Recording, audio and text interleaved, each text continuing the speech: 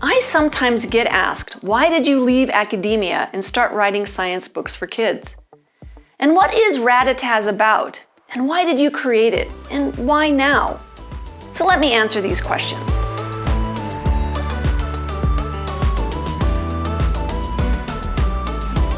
I grew up in a small town in New Mexico called Silver City. It's a few hundred miles north of Texas and close to the Arizona border.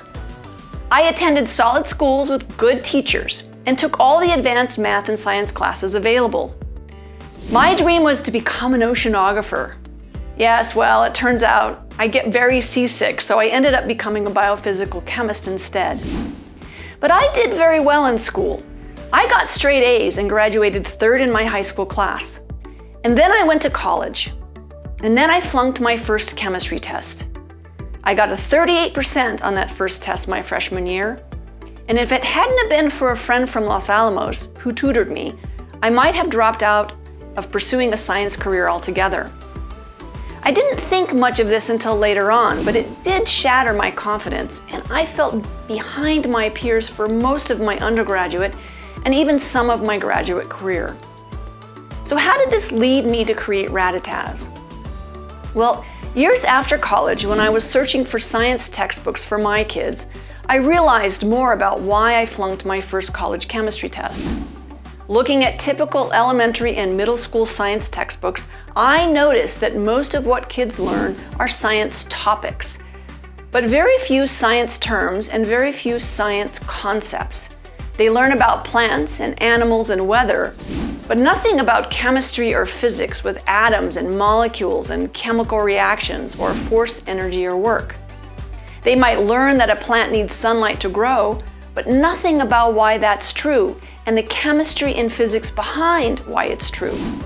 And I was experiencing this frustration in a new light as a parent seeking a science source from which my kids could truly learn and explore. This was the driving force behind writing a science textbook series with actual chemistry and physics as foundational topics for young students. Real Science for Kids is a series that I developed and has been in use for over 20 years.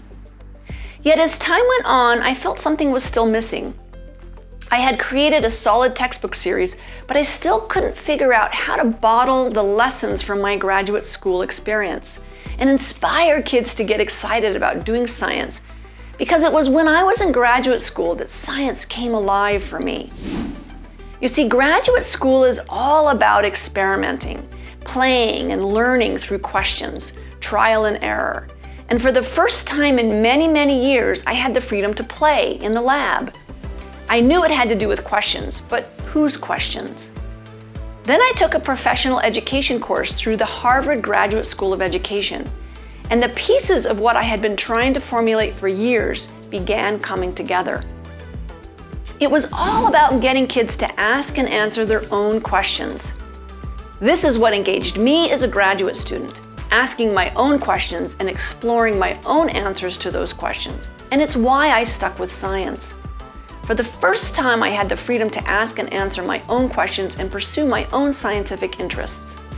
So, the question that I was asking after Real Science for Kids is how can I bring this graduate experience to other kids?